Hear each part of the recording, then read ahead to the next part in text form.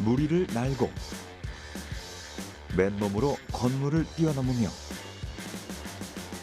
자전거 2바퀴로 거침없이 달려갑니다. 또 자신의 무게에 버금가는 무거운 중량의 기구를 들어올리거나 봉 하나에 의지해 예술적인 몸짓을 표현하기도 하죠. 자신의 한계를 뛰어넘어 극한의 도전을 즐기는 것. 이른바 익스트림 스포츠입니다. 한 번, 두 번 타다 보니까 실력이 느는 게 점점 보여서 너무 재밌는 거예요. 처음으로 이제 장애물을 넘었을 때 좀 해방감이랑 자유로움이었던 것 같아요. 최근 젊은 층을 중심으로 인기를 끌며 하나의 운동 트렌드로 자리 잡고 있는 익스트림 스포츠. 위험하고 무모한 도전이라는 것은 어디까지나 편견일 뿐. 자신의 신체적 한계를 뛰어넘기 위한 도전의 기록이라 할 수 있습니다. 하기도 쉽지 않고 그러다 보니까 잘하게 됐을 때 성취감이 굉장히 큰 것 같습니다. 본인의 상태 같은 거, 근력 탄탄 이런 거 안다 그러면 꼭 뭐 이렇게 꼭 위험한 운동만은 아닌 거죠. 더 높이, 더 빠르게 자신의 신체 능력을 극대화하기 위해 오늘도 땀 흘리는 사람들. 이들은 왜 익스트림 스포츠에 빠져들 수밖에 없었던 걸까요? 또 이런 운동을 통해 어떤 변화를 경험하고 있는지 오늘 이 시간 과학의 눈으로 짚어보겠습니다.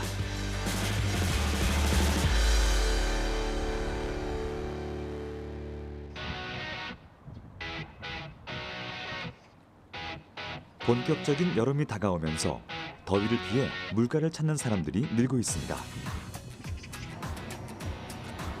수상 레포츠를 즐기기 위해 서울 한강공원을 찾는 이들도 많아졌는데요. 그중 한 사람, 바로 플라이보드 선수 박진민 씨입니다. 플라이보드란 보드에 양발을 고정시킨 후 수압을 이용해 수면 위로 날아오르는 신종 레포츠인데요. 2011년 프랑스에서 개발된 후 국내에 알려진 지 약 5년밖에 되지 않았습니다.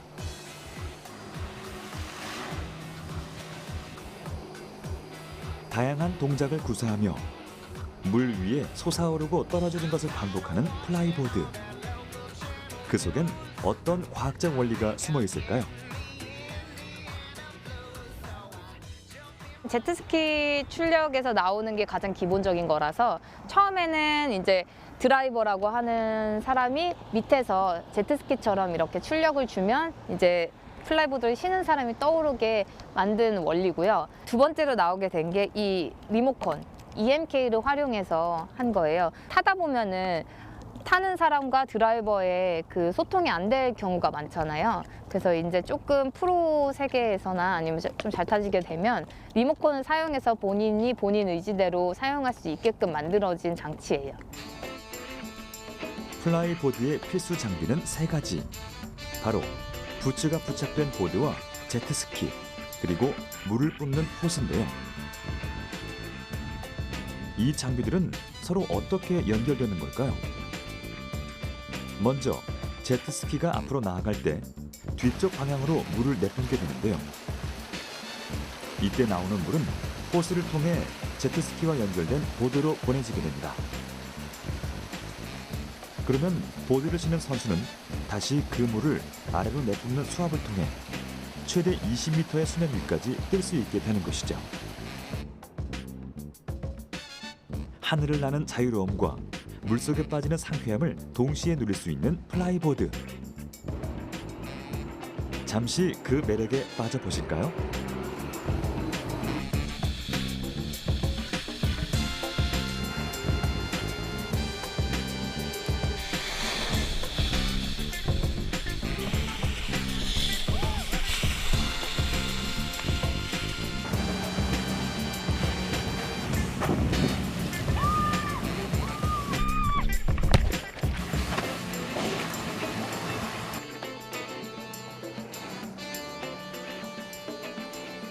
플라이보드는 실제로 타는 사람뿐 아니라 보는 사람들 역시 짜릿한 즐거움을 느낄 수 있는 스포츠라고 하죠. 관객들의 시선을 많이 받을 수 있어요.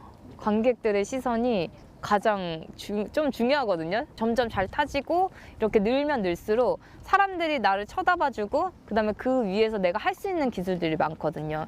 뭐 웨이크보드나 수상스키는 그러니까 바운더리가 너무 크니까 볼 수 있는 기술을 배에 타서만 소수의 인원들만 볼 수 있는 시스템인데 얘는 주변에 뭐 다리, 강, 땅만 있으면 몇백 명, 몇만 명이 와도 볼 수 있는 스포츠인 거예요. 그래서 더 좋고 음악과 함께 또 춤을 출 수 있다는 장점도 있고. 플라이보드는 누구나 쉽게 배울 수 있다는 것이 가장 큰 장점이라는데요. 사실 확인을 위해 제작진이 직접 플라이보드 타기에 도전해봤습니다. 먼저 몇 가지 기본 동작을 익힌 다음 바로 물에 들어가는 제작진.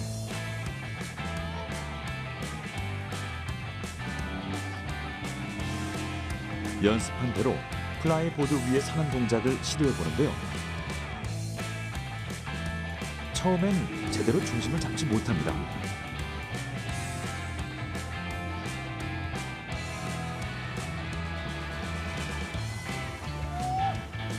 그런데 곧 균형을 잡고 일어서는 데 성공한 제작진. 누구나 쉽게 도전해 볼 만한 운동이 확실한 것 같습니다.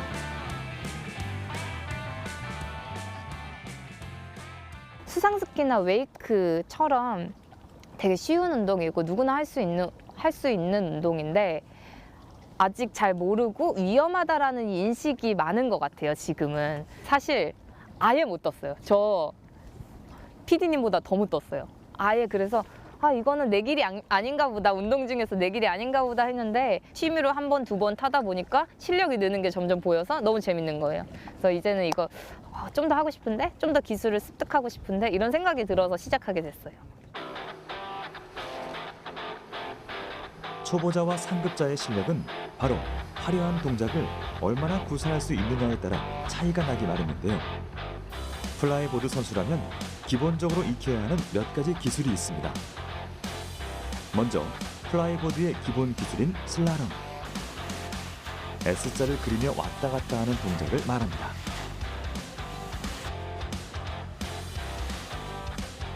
다음은 스핀. 똑바로 선 채로 빙글빙글 회전하는 기술인데요.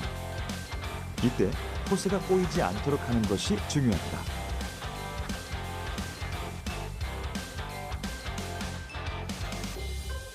백플립은 보드를 타고 뒤로 공중제비 도는 기술을 말하죠. 마지막 기술은 고난이도 동작을 할 수 있는 돌핀인데요. 물속으로 다이빙하며 오르고 내리는 기술을 말합니다.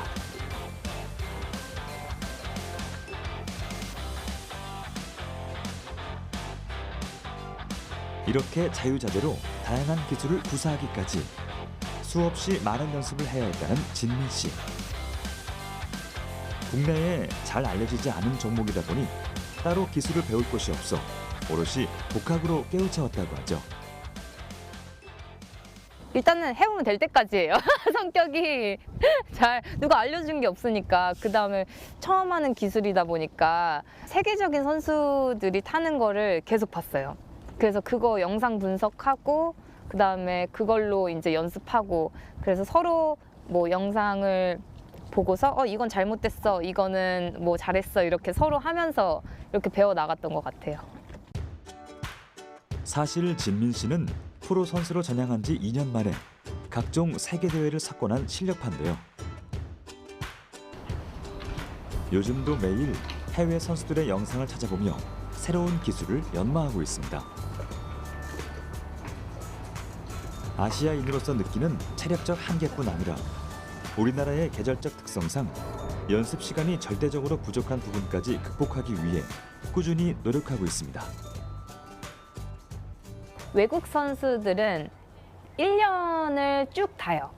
그러니까 우리나라에서는 여름이 한정적이잖아요. 최대 6개월이거든요. 그래서 6개월 동안 할 수 있는 게 한계가 있기 때문에 1년 동안 하는 그런 선수들의 양을 따라갈 수가 없어요. 근데 저 같은 경우에는 사실은 제가 뭐 새로운 기술을 만들고 이렇게 하기보다는 외국에 있는 좋은 선수들이 한 거를 따라만 가자. 그래도 우리나라에서는 최고가 될 수 있다라고 생각을 하고서 열심히 연습하고 있어요.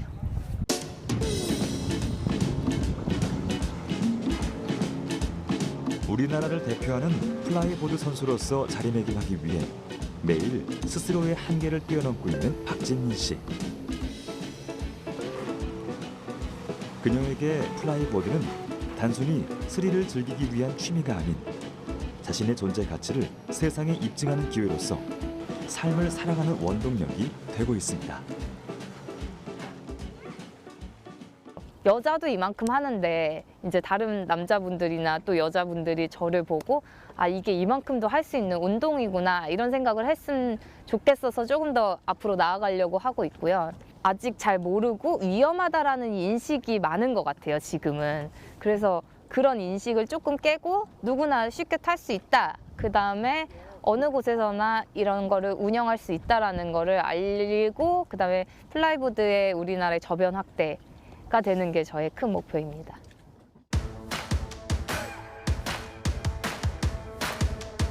플라이보드 못지않게 최근 20, 30대 젊은 층 사이에서 크게 주목받고 있는 신종 스포츠가 있습니다.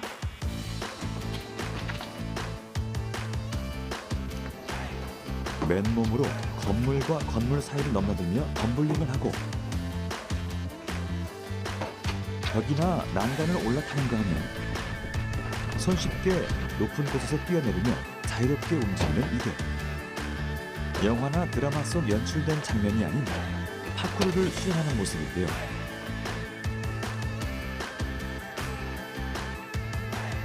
이렇게 안전장치 하나 없이 맨몸으로 자연이나 도시의 지형 지물을 이용해 한 지점에서 다른 지점으로 이동하며 펼치는 고개 활동을 파쿠르라 부릅니다.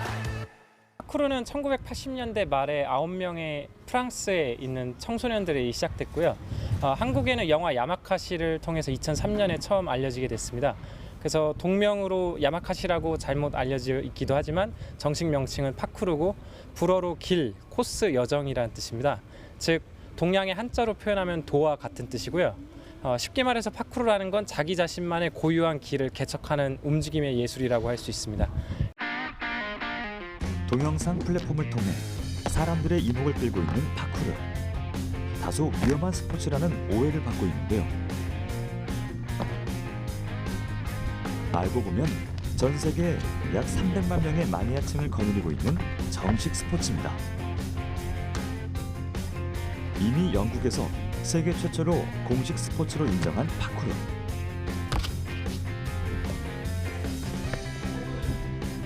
(2018년) 국제체조연맹에서도 파쿠르를 8번째 기계체조 종목으로 결정했는데요.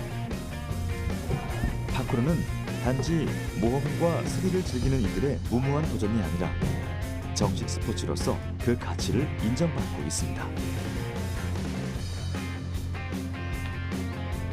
파쿠르의 기술은 크게 8가지로 나뉘어지는데요.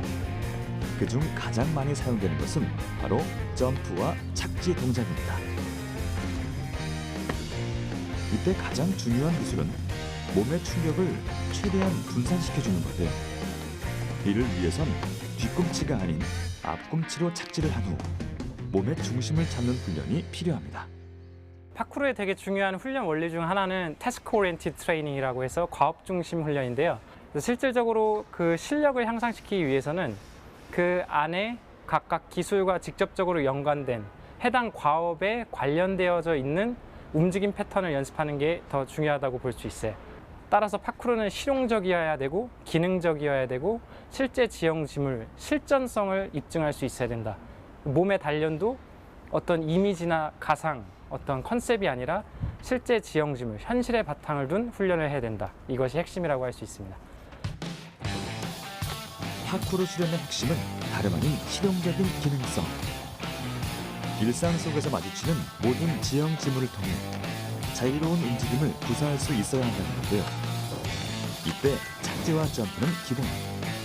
자신의 허리 높이 정도의 장애물을 넘는 볼트와 달리는 동작인 행위, 벽을 오르는 클라이밍, 그리고 벽을 타고 달리는 월런 등의 기술들이 많이 쓰입니다.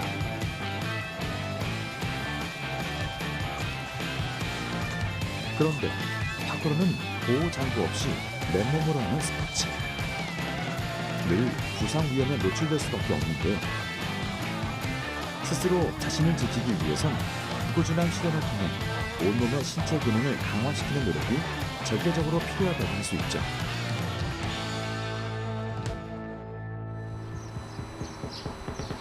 그렇다면 여기서 한 가지 궁금한 것이 있습니다. 10년 이상 꾸준히 파쿠르를 수련해온 선수들의 경우 일반인과 비교했을 때 신체 능력이 얼마나 더 뛰어날까요? 이를 확인하기 위해 찾아간 곳은 한국스포츠정책과학원. 먼저 파쿠르 선수들이 평소 꾸준히 해온 파쿠르 동작들을 영상으로 분석한 후 그에 맞는 신체 능력 검사를 해보기로 했습니다. 유산소 능력도 포함되어야 되고, 그리고 제가 봤을 때는 상체, 하체, 몸통 전반에 전신의 어떤 근력이 동반이 돼야 가능한 운동으로 보입니다. 거기다가 균형감도 되게 중요한 요소가 될 것 같고요. 그런 내용들을 조금 포함할 수 있게끔 뭐 좀 비슷하게는 남자 기계체 선수들을 측정하는 형태를 측정해보고 그렇게 비교를 좀 해보면 파쿠르의 어떤 선수들의 어떤 뭐 체력 상태라든지 이런 것들을 확인할 수 있을 것 같습니다.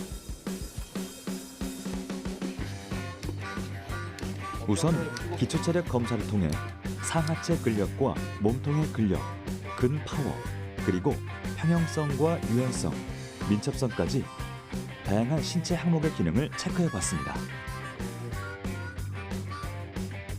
또한 좌우 밸런스를 얼마나 잘 유지할 수 있는지를 살펴보는 동적 평형성 검사, 그리고 전반적인 근 기능에 대해 정밀하게 진단해보는 등속성 근력 측정 검사까지 보다 전문적인 검사도 함께 진행했습니다. 그 결과 동건 씨를 비롯한 파쿠르 선수들은 모든 항목에서 우수한 점수를 받았는데요. 이는 전신 근육과 각 신체 부위별 기능이 골고루 발달해 있다는 것을 의미합니다. 한마디로 파쿠르가 특정 부위가 아닌 온몸의 근육을 골고루 사용하는 고강도 전신 운동이라는 겁니다. 분명히 종목별로 어떤 특정 부위가 발달되게 되거든요. 근데 파쿠르 선수들은 정말로 전신이 거의 대부분이 비교적 높은 형태의 결과가 좀 나타났고요. 정말 잘 디자인된 뭐 복합 트레이닝을 볼 수 있을 것 같아요. 유산소 운동도 있고 무산소 운동도 있고. 그래서 수준에 맞게 운동을 해 간다면 운동 효과도 뭐 뛰어날 것 같고요. 단 걱정되는 거는 이제 아무래도 부상의 위험이 좀 있을 수 있다 보니까 본인의 수준에 맞는 난이도에 또는 적절한 트레이닝을 받은 후에 좀 도전을 하시는 게 좋으실 것 같습니다. 고강도 전신 근육 운동이자 신체 기능을 향상시키는 복합 트레이닝으로서 그 효과가 뛰어난 파쿠르. 자신의 신체 능력을 정확히 알고 그에 맞는 동작들을 수련해 간다면 부상의 위험 없이 건강하고 안전하게 즐길 수 있는 스포츠라 할 수 있습니다. 체계적으로 잘 어떤 위험성인지를 알고 본인의 상태 같은 거, 근력 상태나 이런 거 안다 그러면 꼭 뭐 이렇게 꼭 위험한 운동만은 아닌 거죠. 다만 이제 일반적인 스포츠고 일반적인 운동보다는 부상 위험성이 아무래도 높기 때문에 다칠 수 있는 상황에 대해서 잘 인지를 하고 주의하시면서 특히 그리고 운동 그런 거 하시기 전에 준비 운동이나 스트레칭 같은 거 충분히 하시고 하면 충분히 본인의 성취감을 느끼면서 잘 하실 수 있을 거라고 생각을 합니다. 파쿠르의 정신은 바로 자기 자신에 대한 믿음. 어떤 두려운 상황을 마주했을 때 자기 자신을 믿고 그 한계를 뛰어넘는 것이라 할 수 있는데요. 어떤 위기가 와도 그에 굴하지 않고 새롭게 도전하며 스스로 극복했다는 성취감을 만끽하는 것. 이것이야말로 파쿠르가 가지고 있는 스포츠로서의 진정한 가치가 아닐까요?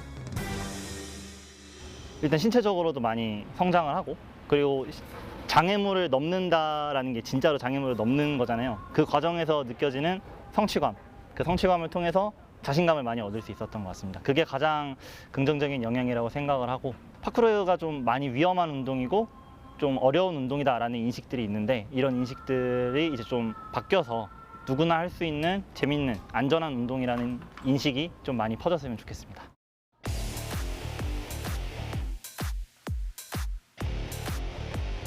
파쿠르만큼 생소한 또 하나의 스포츠 용어, 바로 크로스핏인데요. 여러 종목을 번갈아가며 훈련하는 크로스 트레이닝과 신체 단련이라는 뜻의 피트니스를 더한 것으로 여러 종류의 운동을 섞어서 단시간, 고강도로 행하는 운동을 뜻하는 말이라고 하죠.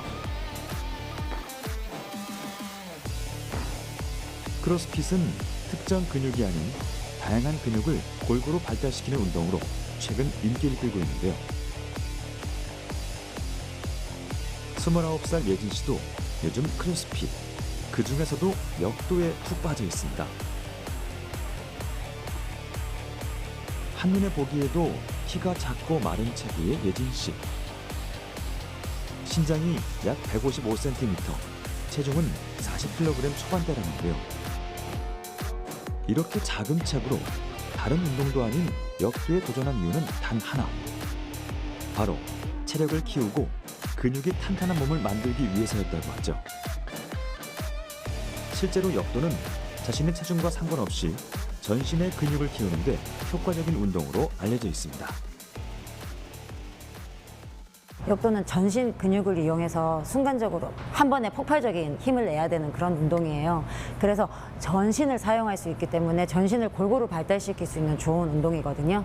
근데 아무래도 뭔가 이미지 때문인지 모르겠지만 역도는 굉장히 힘이 센 사람, 그리고 덩치가 큰 사람들이 할 수 있는 거다. 우리는 함부로 못하는 거라는 생각을 너무 많이 가지고 계신데 자기 몸에 맞게끔 트레이닝을 하는 거거든요.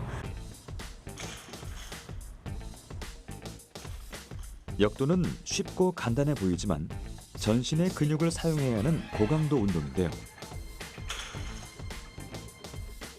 특히 다리와 엉덩이부터 복근까지 몸이 접혔다 펴질 때 동원되는 모든 근육이 골고루 발달해야 좋은 기록을 낼 수 있습니다.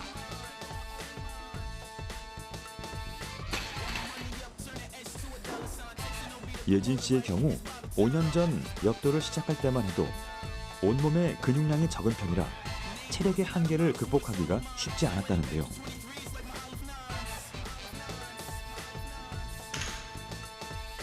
꾸준히 연습해온 결과 지금은 자신의 몸무게의 절반인 20에서 25kg까지 너끈히 들 수 있게 됐습니다. 저는 처음에 시작했을 때 빈바라고 하거든요. 여자 빈 바벨이 15파운드예요. 근데 그 바벨도 무거워서 못 들었을 정도로 굉장히 마른 체구였고, 그래서 처음에 시작했을 때는 정말 온몸에 아립해서 일상생활이 안 될 정도로 처음에 시작을 했었는데, 그때 정말 일주일만 참아보자 하고 시작을 했는데 일주일 정말 지나고 한 달이 되니까 할만해지는 운동이라고 생각을 하고요. 역도를 훈련할 때 가장 중점을 두는 부분은 바로 복합 관절 운동. 스쿼트나 데드리프트와 같이 전신 근육에 골고루 자극을 줄 수 있도록 동작을 꾸준히 반복하는 겁니다. 특히 데드리프트를 할 때는 바벨을 어깨 넓이보다 넓게 잡고 최대한 몸을 붙인 상태에서 몸이 일자가 된 상태로 일어서야 하는데요. 이때 골반이나 무릎이 먼저 펴지지 않도록 자세를 유지하는 것이 중요합니다. 이런 복합 관절 운동을 꾸준히 반복함으로써 자신의 체력을 키워온 예진 씨. 요즘은 바벨 무게 약 75파운드, 즉 34kg 중량을 드는데 도전하고 있는데요. 매일 자신과의 싸움을 통해 신체의 한계를 극복해 나가고 있습니다. 자기 본인이 계속 연습을 통해서, 반복된 연습을 통해서 정확한 자세가 딱 됐다 이런 기분이 딱 들 때가 있거든요. 그 정확한 자세로 들었을 때 무거운 무게도 좀 더 가볍게 들리고 좀 더 동작이 더 쉽게 되고, 그런 부분에 있어서 좀 짜릿한 순간이지 않을까, 그런 부분들이. 그러다 보면 예전에는 좀 더 분명히 무거웠었던 무게인데 들만해지고, 그런 부분에 있어서 내가 발전했구나, 성취감도 생기고, 그런 부분이 더 매력 있다고 생각합니다. 이제까지 역도는 움직임이 없는 정적인 운동이며 무게와의 싸움이 전부로만 인식돼 왔죠. 실제로는 온몸의 근육을 어떻게 하면 효율적으로 사용해 가장 폭발적인 힘을 낼 수 있는지 그 방법을 찾는 운동이라 할 수 있는데요. 온몸의 근육은 물론 몸과 마음의 균형을 조화롭게 단련할 수 있는 고강도 운동으로 새롭게 주목받고 있습니다. 그런 이제 힘든 구간에 있어서 속으로 이제 할 수 있다, 좀만 더 하면 들 수 있다, 이런 좀 긍정적인 마인드를 많이 좀 되새기면서 하거든요. 평소에 그런 긍정적인 생각을 하기가 쉽지가 않잖아요. 근데 운동할 때만큼은 마인드 컨트롤을 잘 할 수 있는 그런 여러 가지 요소들이 있어서 신체적인 부분도 향상되고, 정신 건강에도 전 좋다고 생각해요. 온몸의 마찰을 이용해 기둥을 타고 아름다운 선과 고난이도 고개를 선보이는 운동. 기계체조의 한 종목으로 국제경기연맹 총연합회에 의해 프로스포츠 지위를 받은 폴스포츠입니다.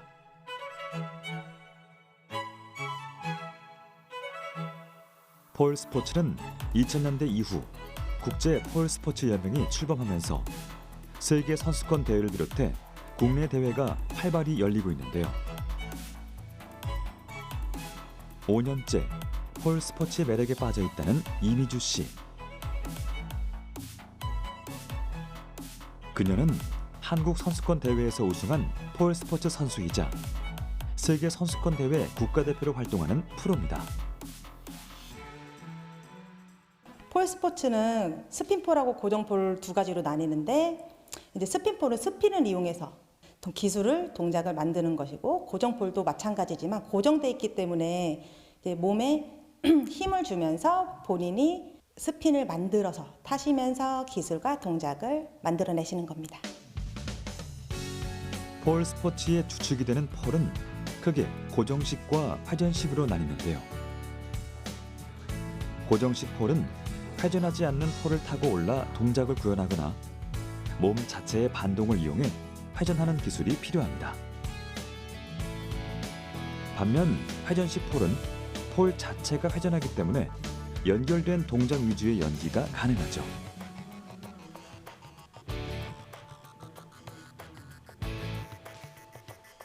폴 스포츠는 기본적으로 폴을 타고 오르는 클라임이나 기둥 중간에 멈춰 앉는 폴싯, 폴을 중심으로 크게 회전하는 스핀 등 신체에 버티는 힘을 요구하는 동작들이 많습니다. 발등부터 팔, 다리, 무릎, 배, 가슴까지 전신의 모든 근육을 사용하는데요. 근력은 물론 유연성까지 필요한 코어 근육 운동으로 체력 소모가 큰 고난이도 스포츠인 셈이죠. 전체적인 근육이 모두 필요하기 때문에 어느 정도 신체의 밸런스도 유지되어야 하고, 그리고 올라갈 때는 다리로 이제 무릎과 무릎 사이의 힘으로 이제 눌러주면서 폴을 마찰을 하면서 올라가야 하기 때문에 이제 당기는 근육하고 이제 한 손은 미는 근육, 이게 필요하다고 생각해요. 가장 기본적인 게 폴을 잡고 밀고 이래야 이제 폴과 나하고의 거리가 어느 정도는 유지를 해야 올라갈 수 있거든요.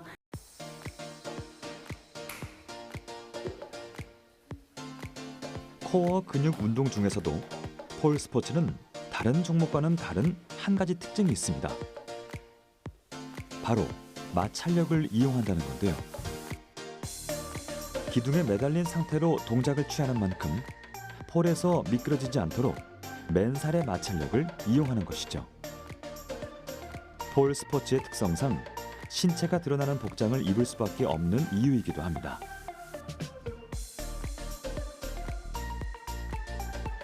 이처럼 코어 힘과 마찰력, 그리고 힘의 강약 조절이 자유자재로 이루어져야 하는 운동. 폴 스포츠 전문가인 이미주 씨도 처음엔 체중을 견디는 근력이 부족해 동작을 구사하기 쉽지 않았다고 합니다. 저는 운동을 별로 좋아하지 않아서 이제 처음 시작하게 된 운동인데 너무 생각보다 많이 어려웠어요. 제가 힘도 더군다나 없었기 때문에 뭐 유연성도 당연히 없었고 손도 너무 폴에서 이렇게 잘 빠지고 제가 또 손도 키도 작은 편이라서 그래서 그 힘을 기르기 위해서 체중을 올리고 그 다음에 좀 근력을 만든 스타일이고요. 운동이라곤 해본 적 없던 그녀가 폴 스포츠를 하면서 가장 어려웠던 부분은 바로 체력 부족이었습니다. 미끄러운 폴 위를 매달리고 버티려면 체중 이상을 견딜 근육이 받쳐줘야 하는데요. 때문에 본격적인 운동에 앞서 기본적인 스트레칭부터 플랭크, 푸시업까지 근력 운동을 해줘야 하죠. 하지만 폴 스포츠는 코어 운동이면서 힘을 많이 써야 하는 스포츠이기 때문에 자칫 무리하다간 부상이 따를 수 있습니다. 주로 대근육보단 소근육을 사용하는데요. 부상을 줄이기 위해선 신체를 이완시켜주고 근육을 풀어주는 과정을 거쳐야 합니다.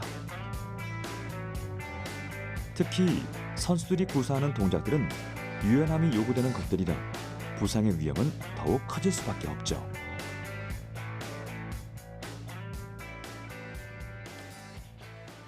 욕심이 생겨요. 이거 하다 보면은 조금 더 잘하고 싶고 다듬고 싶고 그래서 조금만 더 해보자 하다가 힘이 빠져가지고 떨어진 적이 있어요. 이제 그런 적도 몇 번 있고 스핀을 빨리 타다 보니까 제 체중을 이기지 못하고 어깨가 약간 늘어지는 현상들도 있었고 기술들이 조금만 더 하면 될 것 같은데 라는 생각 때문에 아무래도 좀 과하게 하지 않았을까? 그런 것 때문에 좀 부상이 많이 일어나는 것 같아요. 지금껏 악조건 속에서도 스스로를 단련하며 기술을 익힌 이미주 씨. 운동과는 거리가 멀었던 주부에서 폴 스포츠 선수로 성공했듯 이제 또 한 번의 도전을 준비하고 있는데요. 바로 올해 선수권 대회 출전을 앞두고 있습니다. 선수권 대회에서는 기본 동작보다 훨씬 고난이도의 동작들을 많이 활용하게 됩니다. 총 4분의 짧은 시간 동안 구사한 동작에 종합 점수를 매겨 평가하게 되는데요. 난이도별 동작을 선보이려면 그 연습량도 만만치 않습니다. 특히 폴 스포츠는 동작이 조금만 틀어져도 감점으로 이어지기 때문에 무엇보다 정확한 기술을 구사해야 하죠. 제가 작년 대회를 나갔었잖아요. 근데 이제 저의 무한한 이제 발전을 할 수 있을 것 같은 느낌. 그리고 대회가 끝나고 나서 제가 힘이 정말 많이 붙고 조금 체력적으로 많이 좋아졌다는 걸 느껴서 내년에도 또 후년에도 계속 대회를 나갈 생각이고 그거에 대한 목표인 것 같아요. 아름답고 화려한 고개를 가능하게 해주는 탄탄한 힘. 모든 스포츠가 그렇듯 폴 스포츠 또한 신체의 근력을 키우기 위한 고된 훈련과 고통을 견뎌야 하죠.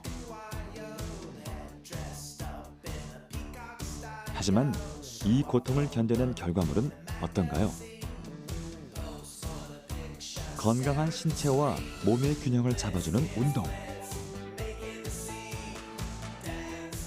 폴 스포츠가 하나의 프로 스포츠로 인정받은 건 바로 이런 예술성 때문일 겁니다.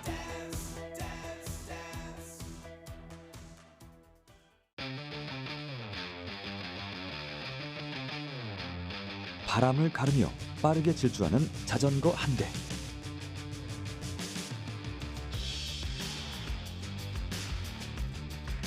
점프대를 박차오르며 현란한 묘기를 선보이는데요.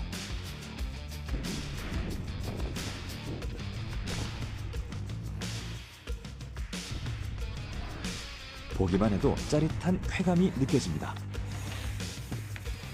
자전거 묘기는 익스트림 하면 빼놓을 수 없는 스릴 만점의 레포츠. 이번엔 올해로 19살 4년차 자전거 라이더 안지민 씨를 만나보겠습니다. 한 중학교 3학년, 고등학교 그때쯤에 이제 동영상을 봤어요. 외국 선수들의 동영상을 보고 처음에는 앞바퀴 드는 게 되게 멋있었거든요. 그래서 앞바퀴를 연습을 하다가 좀 잘 되는 거예요. 그래서 다른 기술도 도전을 해보자 해서 기술을 연습을 하고 있습니다.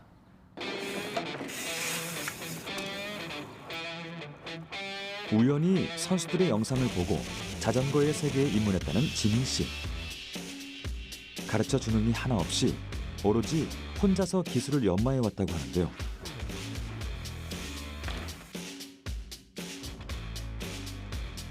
취미 생활일 뿐이지만 점프는 기본. 지형 지물을 이용한 묘기 구사력은 전문가 못지않은 수준급 실력입니다. 한치의 흐트러짐 없이 고난이도 묘기를 선보이는 지민 씨. 특히 놀라운 사실은 그가 타는 자전거가 흔히 묘기에 사용되는 소형 자전거가 아닌 MTB, 즉 산악 자전거라는 점이죠. MTB는 일반 자전거보다 일단은 훨씬 두껍고요.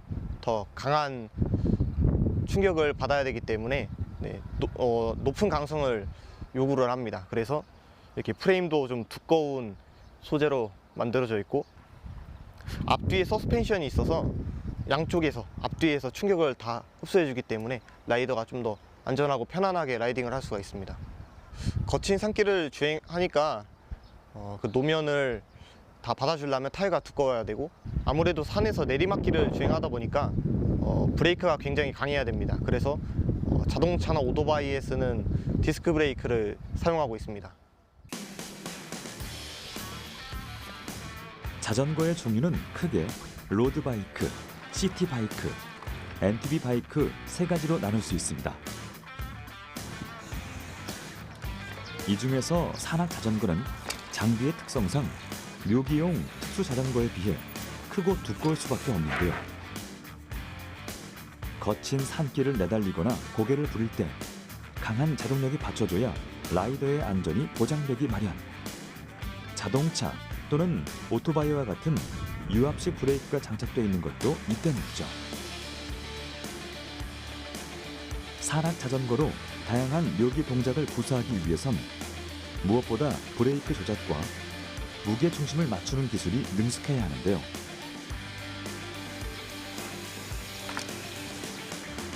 자전거가 지면에서 튀어오르는 순간 무게 중심을 있는 힘껏 뒤로 밀어냅니다. 이때 MTB의 중량을 들어올리는 팔과 다리의 근력이 따라줘야 하는데요. 자전거를 어느 방향으로 들어올리고 비트는지에 따라 라이더의 무게 균형을 맞추는 것이 포인트. 여기에 브레이크를 적절히 제어한다면 넘어지지 않고 묘기를 성공할 수 있습니다.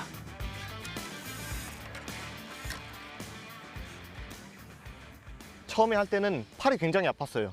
이게 근육을 많이 쓰다 보니까 다음날에 일어나면 팔에 좀 알이 배기기도 했고요. 그리고 연습하는데 좀 많은 시간이 걸렸습니다. 저는 한 3년 정도 해서 이 정도가 된 거고 처음에 했을 때는 저도 멀리는 못 가고 조금씩 했었습니다.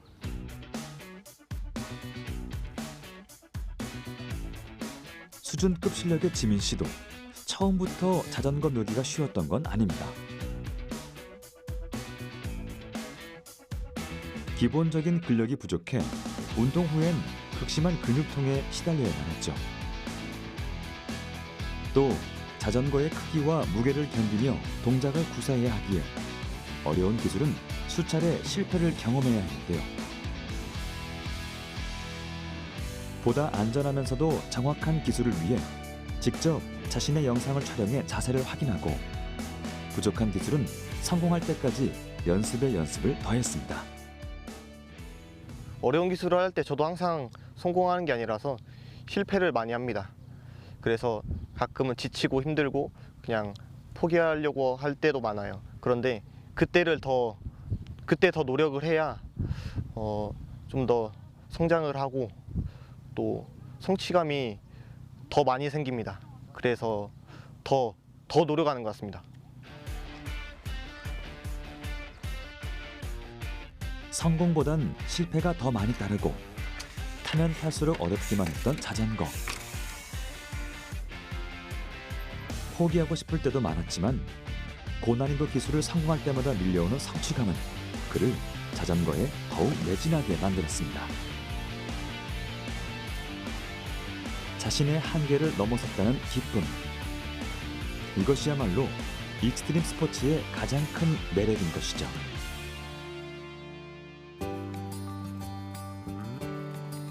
하지만 진정한 MTB의 활약은 비로소 산에 올랐을 때 빛을 발합니다.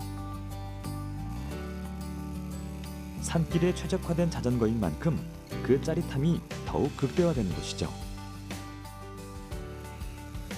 지민 씨는 자전거 묘기에 도전하기 전 사실 산악 라이딩을 먼저 즐겨왔는데요.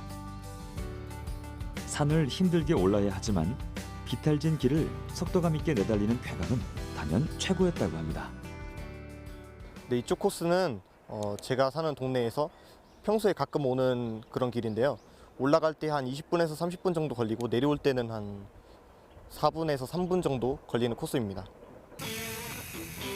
오늘 주행할 산길은 오르는데 약 20분 정도 걸리는 코스.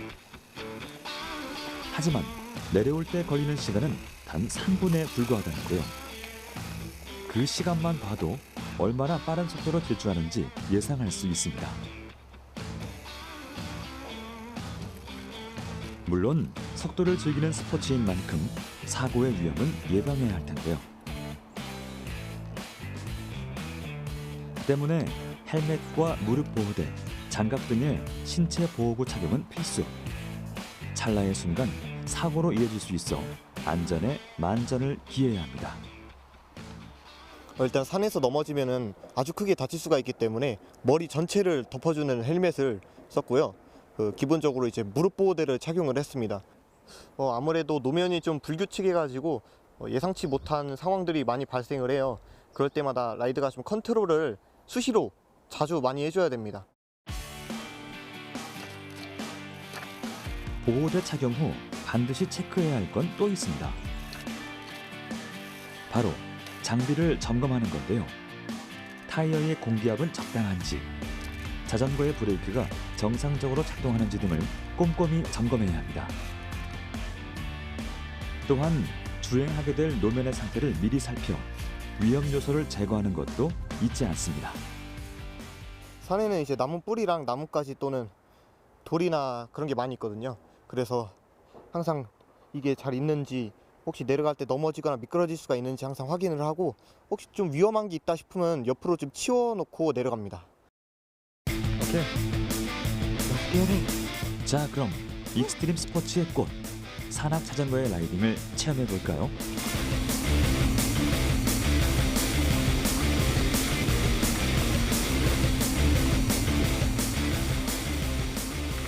산악 자전거의 스릴은 스피드가 생명, 막힘없이 질주하는데요. 산악 자전거는 속도감과 함께 아슬아슬하게 돌아내려오는 코너링이나 울퉁불퉁한 노면을 점프하는 기술이 최고의 스릴 요소로 손꼽히는데요. 다만 장비를 자유자재로 제어하고 주위 사물의 위험 요소를 빠르게 판단할 능력은 꼭 갖춰야겠죠. 내려올 때 저도 모르게 너무 신이 나서 좀 속도를 빠르게 내려오다 보면 이제 컨트롤을 못하고 미끄러져서 넘어지는 경우가 있는데요. 그런 경우를 좀 조심을 해야 됩니다. 아무리 재미가 있어도 자기가 다칠 수가 있기 때문에 최대한 천천히 자기가 즐길 수 있는 한에서 속도를 내서 내려오는 게 좋을 것 같아요. 평소에 느낄 수 없었던 통쾌한 즐거움. 산악 자전거를 알차게 즐기려면 단순히 기술만 연마해야 하는 것이 아닙니다. 안전한 스포츠 문화를 위해 기초 체력부터 차근차근 훈련을 쌓는 게 먼저죠. 그렇게 쌓은 훈련은 곧 실력이 되고, 그 실력은 우리를 실감나고 스릴 넘치는 익스트림 스포츠의 세계로 이끌게 될 겁니다.